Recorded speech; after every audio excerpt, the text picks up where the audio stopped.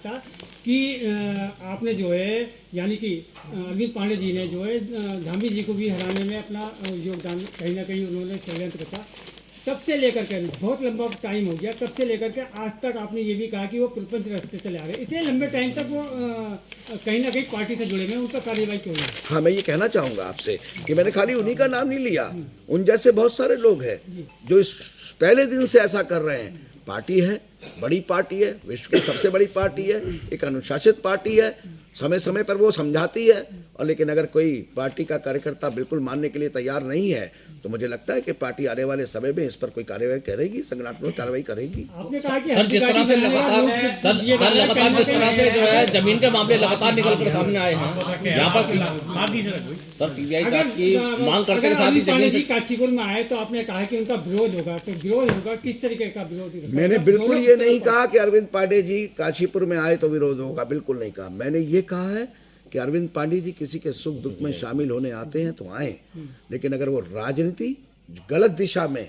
शांत प्रिय काशीपुर को अपनी राजनीति से गलत दिशा में ले जाने का प्रयास करेंगे तो मैं विरोध करूंगा। अब सर से पानी जैसे ऊपर आ गया है, जैसे सर से पानी ऊपर आ गया है, तो अब इसके लिए जो है क्या पार्टी उनके लिए क्या वो करेगी? अब देखिए, ये पार्टी के बड़े नेताओं का ये संगठन का प्रश्न है, संगठन का सब्जेक्ट है, संगठन का विषय है।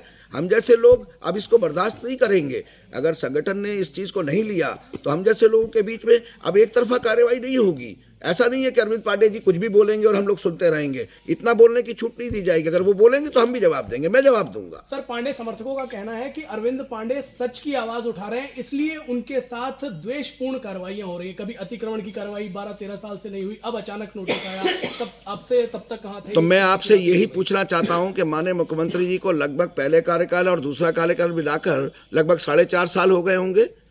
ये कार्रवाई जो आप कह रहे हैं द्वेषपूर्ण है, या 8-10 दिन में ही हुई है? अरविंद पांडे जी तो 4.5 साल से, जिस दिन से सरकार बनी है उसी दिन से अस्थिर करने में लगे हुए हैं। अगर देशपूर्ण कार्यवाही है तो 4.5 साल में क्यों नहीं हुई? जी अच्छा सर, गदरपुर में कल जो गदर होना था वो हो नहीं पाया पूरे तरीके से, तो क्या इसको कुछ विश्लेषक ये भी कह रहे हैं कि अब राजनीति से और भाजपा से अरविंद पांडे की विदाई की तैयारी? नहीं, देखिए, मैं इस पर नहीं बोल सकता। मैं बहुत छोटा नेता हूँ, भारतीय जनता पार्टी का एक बहुत छोटा सा कार्यकर्ता हूँ। ये विषय बड़ा है और ये विषय पार्टी के वरिष्ठ लोगों का है, ये मेरा नहीं है। लेकिन ये बात सही है कि जो आपने कहा कि गदरपुर का गदर हो नहीं पाया, तो नहीं हो पाया, ये सबको पता है। पूरा तामझाम लगाकर कोशिश तो की गई थी, लेकिन वो कोशिश कामयाब नहीं हुई। लेकिन सर जितना कहीं ना कहीं मानते हैं, आपने एक सवाल कहना चाहेंगे, कहीं ना कहीं मानते हैं कि इस सारे त्रिपक्ष में जो है कहीं ना कहीं कांग्रेस भी शामिल की सुबह या वो आती है आपको? मैं तो मानता हूँ इसमें कि कांग्रेसियों के साथ ऐसे लोग मिले हुए हैं जो अपनी ही सरकार को कमजोर करने में लगे हुए हैं। आप बताइए, नहीं तो सरकार को कमजोर करने का मतलब क्या है? सर कहीं ना कहीं मानते बी टीम के रूप में काम कर रहे हैं कांग्रेस की? मैं तो साफ कहूंगा। आप बताइए ना, माननीय मुख्यमंत्री श्री पुष्कर सिंह धामी जी को और उनकी सरकार को कमजोर करने का मतलब क्या है अगर आप भारतीय जनता पार्टी के कार्यकर्ता हैं तो? राजनीति में जिस तरीके से विरोध हो रहा है, जिससे अरविंद पांडे जी से बहुत लाजवाब संबंध थे। हाँ, अब आपने कहा कि वो धतराज का रोल करना है बल्ला जी, तो क्या अब कभी इस दिशा में आपकी बात नहीं हुई बल्ला जी से या अरविंद जी से? देखिए, मैं कहना चाहूंगा कि संबंध थे, संबंध आज भी हैं। हम सब लोग एक साथ ही हैं, लेकिन अगर कोई गलत दिशा में जा रहा है तो उसे रोकने का प्रयास करना चाहिए। आप बताइए, अरविंद पांडे जी के लिए गदरपुर का क्षेत्र और आसपास का क्षेत्र राजनीति करने के लिए कम हो रहा है क्या? काशीपुर में आकर खत्म हुए मुद्दे उठाकर आप बताइए। सबको पता है कि दीपक अग्रवाल मैन था, उन्होंने फाइट की, ये मैं नहीं कह रहा, ये तो जांच में भी हुआ। उसके बाद वो उस मुद्दे को भी उठाते हैं। आप उस मृतक की आत्मा की शांति के लिए, सुकून से, कि वहाँ उसके लिए जाते हैं या आप अपनी राजनीति करने के लिए जाते हैं? तो मैंने ये कहा है कि संबंध अपनी जगह पर है।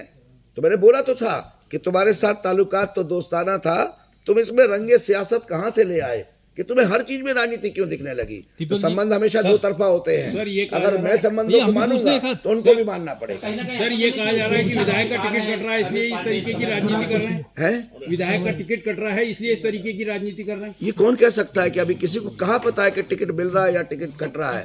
ये भारतीय जनता पार्टी तो विश्व की सबसे बड़ी पार्टी है। हमारा संगठन ये डिसाइड करता है और ये तो चुनाव से कुछ दिन पहले डिसाइड होता है। अभी कैसे कहा जा सकता है कि टिकट किसको मिलेगा या किसको दीपक जी, एक हटेगा? छोटा सा प्रश्न मेरा है आपसे। ये आप किस संगठन की बात कर रहे हैं? पहले भी जो है लोगों ने खिलाफत करी विधानसभा चुनाव में, आपके चुनाव में, वो आज भी आपकी पार्टी में है, तो आपको क्या उम्मीद है कि अरविंद पांडे जी के खिलाफ जो पार्टी कार्रवाई करेगी? देखिए, मैं ये कहना चाहता हूँ कि भारतीय जनता पार्टी का संगठन को अनुशासित कहा जाता है, माना जाता है, और मेरा भी मानना है।